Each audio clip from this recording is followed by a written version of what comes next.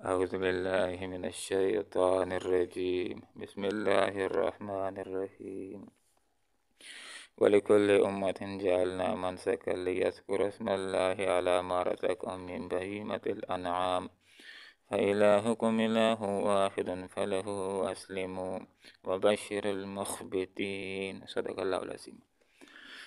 سبحانك لا علم لنا إلا ما علمتنا إنك أنت العليم الحكيم وَلِكُلِّ أُمَّةٍ ہر ایک امت کے لیے جعلنا ہم نے مقرر کیا منسکن قربانی کا ایک قاعدہ لیذکروا تاکہ وہ لیں اسم اللہ کا نام علامہ ان جانوروں کے اوپر رزقہم جو اس نے دیے ان کو من بہیمۃ الانعام از قسم مویشی فإلہکم پس تمہارا الہ الہ واحد ایک ہی الہ ہے فلہو پس اسی کے اسلموا فرما بردار بنو وبشر اور خوشخبری دے دیجیے المخبتین عاجزی اختیار کرنے والوں کو۔ عبادت میں سے جن طریقوں کو اللہ رب العالمین نے، جن کاموں کو اللہ رب العالمین نے اپنی عبادت قرار دیا، جیسے کہ نماز ہے، روزہ ہے، حج اور زکوٰۃ ہے، اسی طرح عبادات میں سے ایک پیاری سی عبادت وہ اللہ کے نام کے اوپر اپنے جانور کی نیاز دینا ہے، اور یہ عبادت جانور کو اللہ کی رضا کے لیے قربان کرنا یہ تمام شریعتوں میں عبادت کا ایک جز رہا ہے۔ حضرت آدم علیہ السلام کے دور کے اندر بھی اللہ کی رضا کے لیے جانوروں کی قربانی پیش کی جاتی تھی۔ مشہور قصہ آپ کو معلوم ہے کہ حضرت آدم علیہ السلام کے دو بیٹوں نے اللہ کے دربار میں قربانی پیش کی، ایک نے اناج پیش کیا اور ایک نے ایک پیارا سا مینڈا پیش کیا۔ تو جس نے مینڈا پیش کیا تھا اس کا نام حابیل تھا، چونکہ اخلاص بھی تھا، اللہ نے اس کی قربانی کو قبول کر لیا تھا۔ تو فرمایا یہ جو قربانی ہے وَلِكُلِّ أُمَّةٍ ہر ایک امت کے لیے، صرف امتی محمدیہ کے لیے نہیں، اے مسلمانوں صرف تمہارے اوپر یہ قربانی ایک عبادت کا طریقہ نہیں ہے کہ تم اللہ کی رضا کے لیے جانور کو ذبح کر دو، یہ تمام شریعتوں کے اندر جانور کو اللہ کی رضا کے لیے قربان کرنا ایک جزو عبادت رہا ہے، عبادت کا ایک جز رہا ہے۔ وَلِكُلِّ أُمَّةٍ ہر ایک امت کے لیے جعلنا ہم نے قرار دیا منسکن ایک قربانی کا قاعدہ لیذکروا تاکہ لیں اسم اللہ کا نام۔ تو اس جانور کو اللہ کے نام کی نیاز کے طور پر پیش کرنا ہے، اللہ کی رضا کے لیے اس کو ذبح کرنا ہے، جس کو اللہ رب العالمین نے نمبر ایک حلال قرار دیا، جس کو بہیمۃ الانعام کہا جاتا ہے، از قسم مویشی چوپائے، بیڑیں ہیں، بکریاں ہیں، اونٹ ہیں، گائے ہیں، ان کو، اور نمبر دو ان کو جس وقت ہم نے ذبح کرنا ہے تو اللہ کی رضا کے لیے۔ اگر اللہ کے علاوہ کسی اور کی رضا کے لیے جانور کو ذبح کریں گے تو یہ شرک ہے،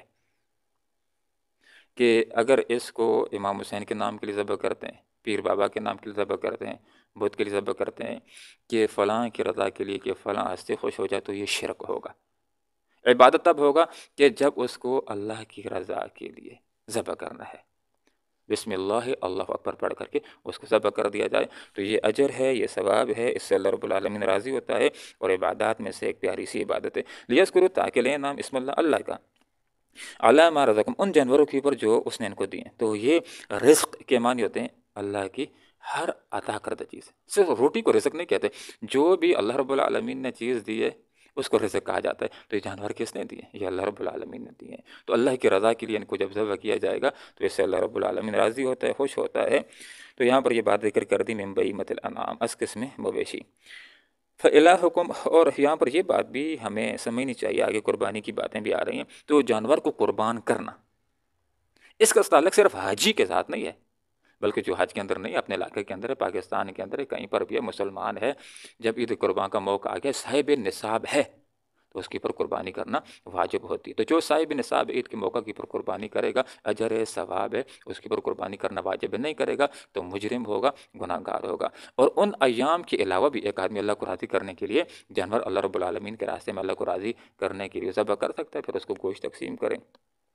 فإلہکم الہ، لوگو تمہارا ایک ہی الہ ہے، کسی نے 360 اضلاع بنا رکھے ہیں، کسی نے 2 بنا رکھے ہیں، اور ہندوؤں نے تو کروڑوں اضلاع بنا رکھے ہیں۔ نہیں، ایک ہی اللہ رب العالمین ہے جس نے پوری کائنات کو بنایا، فَلَهُ أَسْلِمُوا، اسی کے فرما بردار بنو۔ تو یہاں پر یہ بات بھی ذکر کر دی کہ جیسے لوگوں اللہ رب العالمین کو راضی کرنے کے لیے، اس کی خوشنودی کے لیے جانور کو ذبح کرتے ہو، تو یہ ذہن کے اندر رکھ لو کہ صرف نماز پڑھنا، روزہ رکھنا، حج کرنا اور قربانی کرنا یہ کافی نہیں ہے، بلکہ فَلَهُ أَسْلِمُوا، اس کے لیے فرما بردار بنو۔ تمام تر احکامات کے اندر اللہ کی فرما برداری کو اپنے ذہن کے اندر رکھنا ہے کہ زندگی کا جو معاملہ بھی ہو تو سوال کر لیا کرو کہ جائز ہے یا ناجائز ہے۔ ناجائز ہے تو چھوڑ دینا، بندگی ہو جائے گی، اللہ کی فرما برداری ہو جائے گی۔ جائز ہو تو پھر اس کے اندر دیکھنا ہے کہ اسلام کا طریقہ کیا ہے، تو اسلام کے طریقے کے مطابق کر لو، کہ رسول کے طریقے کے مطابق کر لو، کہ تو اجر ہو جائے گا، ثواب ہو جائے گا۔ جیسے جانور کو ذبح کرنے کا معاملہ ہے، تو اگر اس کو بتوں کی خوشنودی کے لیے ذبح کیا جائے گا تو یہ جرم ہو جائے گا، یہ شرک ہو جائے گا، لیکن اللہ کو راضی کرنے کے لیے اللہ کے نام کے اوپر بسم اللہ اللہ کو پڑھ کر کے ذبح کیا جائے گا، تو یہ آپ صلی اللہ علیہ وسلم کا طریقہ ہے۔ آپ صلی اللہ علیہ وسلم، حدیث کا مفہوم ہے کہ 10 سال تک مدینہ کے اندر رہے، اور ہر سال آپ صلی اللہ علیہ وسلم قربانی کیا کرتے تھے۔ تو صرف وہ حج کے ساتھ قربانی کا تعلق نہیں ہے کہ وہ لوگ کہ جو حج کران کرتے ہیں یا حج تمتع کرتے ہیں، قربانی صرف ان کے اوپر واجب ہوتی ہے، ایسی بات نہیں۔ جو اپنے وطن کے اندر ہیں، جو اپنے علاقے کے اندر ہیں، عید قربان کا موقع آ جائے اور یہ صاحب نصاب ہوں تو قربانی کرنا ان کے اوپر واجب ہوتا ہے۔ جس کے اوپر واجب نہیں ہے وہ بھی اگر قربانی کرے گا اس کو بھی اجر ملے گا، اس کو بھی ثواب ملے گا، اس کے گوشت میں سے خود بھی کھا سکتا ہے اور لوگوں کو بھی کھلا سکتا ہے۔ جو اور لوگوں کو کھلائے گا وہ غریب ہوں، صدقے کا ثواب ملے گا۔ جن اور لوگوں کو کھلائے گا وہ مالدار ہوں، جس کو تحفے اور ہدیے کا اجر اور ثواب ملے گا۔ تو یہاں پر یہ ذکر کر دی بات فَلَهُ أَسْلِمُوا، اسی کے فرما بردار بنو۔ زندگی کے ہر معاملے کے اندر جس طرح عید قربان کے موقع کے اوپر جانور کے گلے کے اوپر چھری پھیر کر کے تم نے اطاعت کا اظہار کیا ہے، تو اس عزم کا اظہار کرنا ہے کہ جس وقت اللہ رب العالمین کے راستے کے اندر اپنی جان کی قربانی دینے کی اگر نوبت پیش آئی تو اپنے آپ کو میں پیچھے نہیں کروں گا۔ جیسے آج اللہ کو راضی کرنے کے لیے جانور کو ذبح کر رہا ہوں، اگر اللہ کے راستے کے اندر اپنے جذبات کی قربانی دینے کی، اپنی جان کی قربانی دینے کی اگر نوبت پیش آئی تو میں پیچھے نہیں ہٹوں گا، میں فرمانبرداری کا اظہار کروں گا۔ وبشر، اور خوشخبری سنا دیجیے، المخبتین، عاجزی اختیار کرنے والوں کو، جو اللہ رب العالمین کے سامنے۔ دیکھیں عاجزی کیا ہے، اللہ نے ایک حکم دیا، مان لیا، تو اس نے عاجزی اختیار کی ہوئی ہے۔ لیکن اللہ نے حکم دیا ہے اور مانتا نہیں، تو گویا کہ یہ اپنے آپ کو اللہ کے حکم سے بڑا سمجھتا ہے۔ تو اللہ تعالیٰ کہنے کو پسند کرتا ہے ان لوگوں کو المخبتین، جو بس جو حکم ہے اللہ کا ہے بس۔ حضرت عمر رضی اللہ عنہ کی یہ صفت تھی کہ جب کوئی بات ہوتی تھی، کوئی آدمی کہتا تھا تو اللہ کا حکم ہے بس، جب اللہ کا حکم ہے تو پھر اس کے بعد دوسری کوئی بات، اسی کو تسلیم کرنا، اسی کو ماننا، اسی کے آگے اپنے سر کو جھکا دینا، اسی کو اپنا قانون سمجھ لینا، اور جو اپنی آرائیں بالکل ان کو چھوڑ دینا۔ تو یہاں پر فرمایا کہ وبشر، خوشخبری سنا دیجیے اچھی زندگی کی، بہترین زندگی کی، اللہ کی رضا کی، آخرت کے اندر جنت کی۔ کن کو؟ المخبتین، جو اکڑنے والے نہیں ہیں، جو ابو جہلوں کی طرح، ابو لہبوں کی طرح نہیں، مقابلے کے اندر آنے والے نہیں، اکڑنے والے نہیں، انا ربکم الاعلیٰ کے دعوے کرنے والے نہیں، جو اللہ کے حکم کے سامنے عاجزی کرنے، میرا رب اللہ بڑا ہے، میں چھوٹا ہوں، اللہ کے سامنے اللہ کی کبریائی کو تسلیم کرنے والے اور اپنے آپ کو چھوٹا، اللہ کے مقابلے کے اندر اپنے آپ کو چھوٹا کہنے والے، عاجزی اختیار کرنے والے، ان کو خوشخبری ہے۔ کس کی خوشخبری ہے؟ فَلَنُحْيِيَنَّهُ حَيَاةً طَيِّبَةً، اللہ کا ان کے ساتھ وعدہ ہوگا کہ اللہ تعالیٰ ان کو پاکیزہ زندگی گزارنے کے لیے دے گا، دنیا کے اندر ان کی زندگی عزت کے ساتھ بھی گزرے گی، ان کی معاش بھی انشاءاللہ بہتر ہوگی، اور آخرت کے اندر انشاءاللہ ان کے لیے جنت ہوگی۔ المخبتین کون ہیں؟ یہ عاجزی اختیار کرنے والے کون ہیں؟ ان کے اللہ رب العالمین نے کچھ نشانیاں بتلا دی ہیں، کچھ صفات بتلا دی ہیں۔ الذین، ان عاجزی کرنے والوں کا حال یہ ہے کہ اذا ذکر اللہ وجلت قلوبہم، جب اذا ذکر اللہ، کہ جب اللہ کا ذکر کیا جاتا ہے، وجلت قلوبہم، ان کے دل لرزنا شروع ہو جاتے ہیں۔ جب اللہ کی باتیں سنتے ہیں، اللہ کی آیات سنتے ہیں تو دل ڈر جاتا ہے، آنکھوں سے آنسو آنا شروع ہو جاتے ہیں، اس کو اہمیت دیتے ہیں اور عمل کے جذبے کے ساتھ سننے والے ہوتے ہیں، اور جو بات علم کے اندر آتی ہے تو اس کو تسلیم کرتے ہیں، اللہ کی آیات کو اہمیت دینے والے۔ تو جب بھی ان کے سامنے اللہ رب العالمین کی آیات کا ذکر کیا جاتا ہے، اللہ کی آیات کا ذکر کیا جاتا ہے، جب یہ اللہ رب العالمین کی آیات کا ذکر کرتے ہیں، وجلت قلوبہم، تو ان کے دل لرزنا شروع ہو جاتے ہیں، کانپنا شروع ہو جاتے ہیں، ان کی آنکھوں سے آنسو آنا شروع ہو جاتے ہیں، تو توجہ کے ساتھ سننے والے ہوتے ہیں، ان کے دل نرم ہو جاتے ہیں۔ اور عاجزی اختیار کرنے والے کون ہیں؟ ان کی دوسری صفت یہ ہے، والصابرین، یہ صبر کرنے والے ہوتے ہیں، علی ما، اس کے پر جو عذاب مصیبت ان کو پہنچی اللہ کے راستے کے اندر۔ جب انہوں نے کلمہ پڑھ لیا ہے تو اب ان کا یہ عزم ہے کہ مشکل ہو، آسانی ہو، جنگ ہو، امن ہو، غریب ہو، امیر ہو، ہمارا جینا مرنا اسلام کے لیے ہے۔ ایسا نہیں کہ اسلام کے اندر خوشیاں ملیں، دولتیں ملیں، عہدے ملیں، وزارتیں ملیں، پیسے ملیں، اہمیت ملے تو یہ کہیں کہ بڑا اچھا مذہب آ گیا کیوں. اور جب قربانیاں طلب کی جائیں، جب چندہ طلب کیا جائے، جب جہاد کا مطالبہ کر دیا جائے، جب اس راستے کے اندر مصیبتیں آئیں تو پیچھے ہٹنا شروع کر دیں، ایسا نہیں. بلکہ جب ان کو نعمتیں ملتی ہیں تو شکر ادا کرتے ہیں. جب مصیبتیں آتی ہیں اس کے اوپر یہ صبر کرنے والے، ڈٹ جانے والے ہوتے ہیں، حق کو چھوڑتے نہیں ہیں، اس کے اوپر ڈٹ جانے والے ہوتے ہیں، حق کے اوپر ڈٹ جانے والے ہوتے ہیں، اور اللہ کے راستے کے اندر صبر کرتے ہیں، مشکلات کے اوپر کوئی جھزا پھزا نہیں کرتے. بلکہ ان کا ذہن ہوتا ہے کہ اچھی اور بری تقدیر اللہ رب العالمین کی طرف سے ہے. اور آپ صلی اللہ علیہ وسلم کی ان ارشادات کے اوپر ان کا عمل ہوتا ہے کہ بندہ مومن کا معاملہ بڑا عجیب ہوتا ہے کہ جب اس کو کوئی نعمت ملتی ہے تو شکر ادا کرتا ہے، تبھی اجر و ثواب پا لیتا ہے. اور جب اس کے اوپر غم آتا ہے، مصیبت آتی ہے، دکھ آتی ہے، تو اس کے اندر یہ صبر کرتا ہے، تبھی اجر و ثواب پا لیتا ہے. تو صبر کرنے کا مطلب یہ ہوتا ہے کہ جب کوئی دکھ پہنچتا ہے، مصیبت پہنچتی ہے، تو جزع فضا نہیں کرتا، شک و شکایت نہیں کرتا، بلکہ اس غم کو شریعت کے مطابق گزارنے والا ہوتا ہے. جیسے کہ آپ صلی اللہ علیہ وسلم کی عادت کے اندر اپنا بچہ تھا یا اپنی بچی کا بچہ تھا، تو جان کنی کے عالم کے اندر تھا، عالم رضا کے عالم میں تھا، دنیا سے رخصت ہو رہا تھا. صحابہ نے دیکھا آپ صلی اللہ علیہ وسلم کی آنکھوں سے آنسو جاری ہیں، تو سوال اٹھا لیا، اللہ کے رسول آپ بھی روتے ہیں؟ تو فرمایا یہ تو ایک رحمت ہے، محبت ہے جو اللہ نے بندوں کے لیے دوسرے بندوں کے دل میں رکھ دیے، لیکن ہماری زبانوں سے وہ ادا ہو کہ جس سے اللہ راضی ہوتا ہے. تو غم کو آدمی گزارتا ہے، دل تو دکھے گا لیکن منہ سے وہی نکلے گا کہ جس سے اللہ رب العالمین راضی ہوتا ہے. والصابرین، یہ صبر کرنے والے ہوتے ہیں، بھاگنے والے ہوتے ہیں کہ ذرا سی مشکل آئی اور بھاگنا شروع کر دے، نہیں، ڈٹ جانے والے دین کے اوپر، استقامت اختیار کرنے والے، دین کے اوپر جمے رہنے والے ہر حالت کے اندر، اور صبر کرنے والے اللہ اس کے اوپر ما اصابہم جو ان کو مصیبت پہنچی. والمقیم الصلاۃ، اور یہ عاجزی اختیار کرنے والے کون ہیں؟ عاجزی کی سب سے بڑی نمایاں علامت یہ کہ بس یہ سر کو زمین کے اوپر اللہ کے آگے رکھ لیتا ہے کہ اللہ تم بڑا ہے، میں چھوٹا ہوں. عاجزی کی انتہا ہو جاتی ہے کہ جس وقت یہ سر کو زمین کے اوپر، پیشانی کو زمین کے اور ناک کو زمین کے اوپر یہ رگڑ لیتا اللہ کے سامنے، اللہ تم بڑا ہے اور میں عاجزی تیرے معاملے کے اندر تیرے سامنے میں عاجزی اختیار کرتا ہوں. تو یہ جو بندے مومن ہیں کہ جن کے لیے بات بشر، خوشخبری سنا دیجئے بہتر زندگی کی دنیا کے اندر بھی اور آخرت کے اندر بھی. یہ کن کو؟ جو عاجزی اختیار کرتے ہیں، جب ان کے سامنے اللہ کا ذکر ہوتا ہے ان کے دل کانپنا شروع ہو جاتے ہیں. یہ جو صبر کرنے والے ہیں اور یہ نماز ادا کرنے والے ہیں.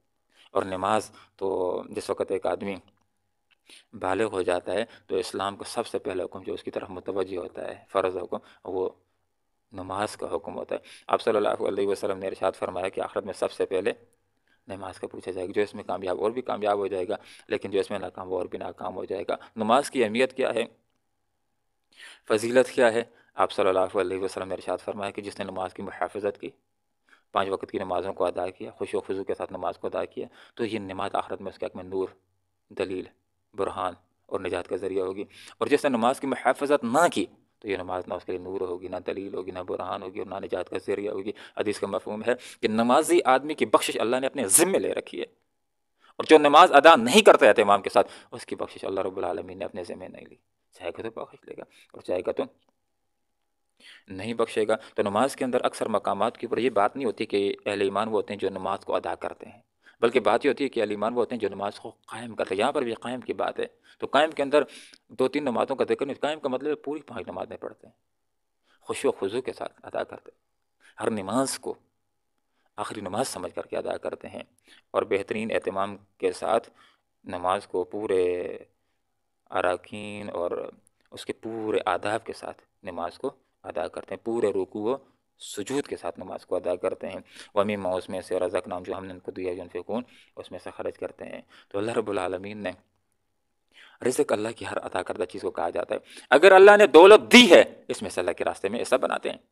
اگر اللہ نے علم دیا ہے اللہ کے بندوں کو سکھاتے ہیں. اگر اللہ نے ہنر سکھا رکھا ہے تو اللہ کے بندوں کو سکھاتے ہیں تاکہ وہ اپنے رزق حلال کو تلاش کر سکیں. جو بھی اللہ نے دیا ہے اس میں سے اللہ نے اونٹ دیے اس میں سے اللہ کے راستے میں ایسا بناتے ہیں. اللہ نے گائے دی اس میں سے اللہ کے راستے میں ایسا بناتے ہیں. اللہ نے بکریاں دی اس میں سے ایسا بناتے ہیں. تو جو چیز اللہ رب العالمین نے دی ہے اس میں سے اللہ رب العالمین کے راستے کے اندر، اللہ نے فروٹ دیے ہیں اس میں سے اللہ کے راستے کے اندر ایسا بناتے ہیں. وَمِمَّا اس میں سے جو رزقناہم ہم نے ان کو دیا ہے ينفقون یہ خرچ کرنے والے. تو جو کچھ اللہ رب العالمین نے دے رکھا ہے، اللہ نے طاقتیں دی ہیں، صلاحیتیں دی ہیں، قوتیں دی ہیں، زبان کی قوت دی ہے. تو جس طرح زبان کو یہ استعمال کرتا ہے اپنی ذاتی ترقی کے لیے، دکان کی ترقی کے لیے، اور لوگوں کو اپنے کام کو ترقی دینے کے لیے قائل کرتا ہے، تو زبان کو اللہ کے دین کے غلبے کے لیے بھی استعمال کرے. اپنی جو صلاحیتیں ہیں ان کو استعمال کر کے اپنی ذاتی ترقی سے کام لیتا ہے، ذاتی ترقی کے لیے لوگوں کو قائل کرتا ہے، تو صلاحیتوں کو بھی اللہ کے راستے میں خرچ کرے. یہ جو اوقات ہیں اللہ رب العالمین نے دے رکھے ہیں، اپنی ذاتی ترقی کے لیے اوقات کو استعمال کرتا ہے، 8 گھنٹے کام کرتا ہے، اوور ٹائم بھی لگاتا ہے، تو ان اوقات کی قربانی دے کر کے اللہ کے دین کے غلبے کا بھی تھوڑا سا کام کر لے، جو بھی اللہ نے دیا ہے اس میں سے اللہ رب العالمین کے راستے کے اندر یہ حصہ بنانے، اور اس میں سے جو رزقنا ہم نے ان کو دیا ہے ينفقون، یہ خرچ کرتے ہیں، اللہ رب العالمین کا یہ حصہ بنانے والے ہوتے ہیں۔ تو اللہ تعالیٰ سے دعا کرتے ہیں اللہ تعالیٰ قرآن و سنت کو سیکھنے کی، سمجھنے کی اور اخلاص کے ساتھ عمل کرنے کی توفیق عطا فرمائے، آمین۔ وآخر دعوانا الحمدللہ رب العالمین۔ وَلِكُلِّ أُمَّةٍ، ہر ایک امت کے لیے، جعلنا، ہم نے مقرر کیا، منسکن، ایک قربانی کا قاعدہ، لیذکروا، تاکہ لیں وہ اسم اللہ، اللہ کا نام، علامہ، ان جانوروں کے اوپر جو رزقہم، اس نے دیے ان کو، من بہیمۃ الانعام، از قسم مویشی، فإلہکم، بس تمہارے الہ واحد ایک ہی ہے، فلہ، بس اسی کی آگے اسلموا، تم فرمان بردار بنو، وبشر، اور خوشخبری دے دیجیے، المخبتین، عاجزی اختیار کرنے والوں کو، الذین، ان کا حال یہ کہ اذا، جب ذکر اللہ، اللہ کا ذکر کیا جاتا ہے،